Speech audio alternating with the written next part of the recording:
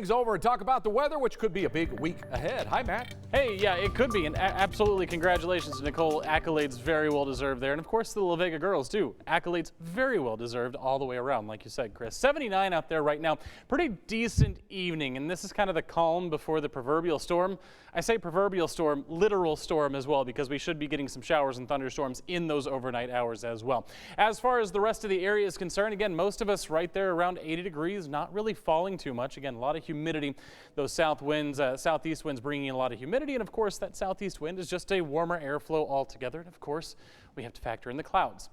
Those clouds are going to keep us from falling as well. It's going to be a pretty warm evening all told. But let's talk about those showers and thunderstorms and why we're just not real excited or confident in our chances. Because if you take a look out west, you already see severe thunderstorm warnings for parts of the Permian Basin there. It looks like, I want to say either Howard County or Mitchell County right there. I used to live in the Permian Basin, so that's why I'm trying to figure out which county that is. But we're seeing these severe thunderstorm warnings here, but they're not going to survive long enough to really give us a chance. That's why the tornado watch, that red box you see, only extends really through the big country because we have what's called a cap in place. So let's talk about that. Here over the next hour and a half or so, we're going to see those storms continue to fire. Strong storms firing right along this dry line that is, again, draped across parts of the Permian Basin, the South Plains, and the big country.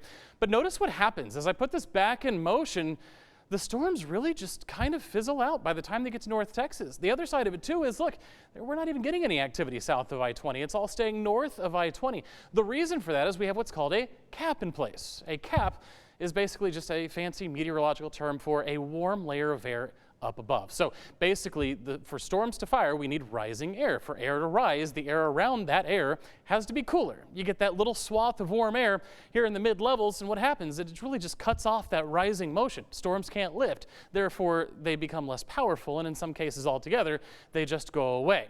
So let's put this back in motion. That's the situation for this evening and later on tonight. Let's move to the overnight hours. A Pacific cold front overtakes that dry line. Pacific cold front, key word there, because this is not going to drop our temperatures for tomorrow. It'll just bring in drier air. But scattered showers are possible out ahead of the front as we reach the overnight hours. This is 2, 3 a.m. This is scattered showers and thunderstorms. Nothing strong. Might wake you up. A couple of these could bring some loud thunder and maybe some gusty winds, but really not expecting a whole lot there. And then by tomorrow afternoon, that cold front really wipes out all the moisture, brings in drier air, and again, will not bring us cooler weather. I'm going to tell you that right now. Now, with all the rain that we're expecting overnight, really we're only expecting a trace to 1/10 of an inch in some areas. So that's the bad news, right? The good news is we're not getting the severe weather. The bad news, of course, is that we're also not getting a whole lot of rain. Next 3 days, though, we'll get a break on Wednesday, and then by Thursday, we bring the thunderstorms right back into the forecast. In fact, we have several days here where we could see some showers and thunderstorms. About a 40% chance on Thursday, Saturday, 60%. Those are the best chances. And some of the totals, by the time we get through the weekend, could be up over an inch. So we are expecting rain. It's just not coming tonight. As for your 7-day forecast, there's all that. Then we get another break heading into Monday. Yeah, mid to upper 80s midweek and going into the weekend. Thank you, Matt.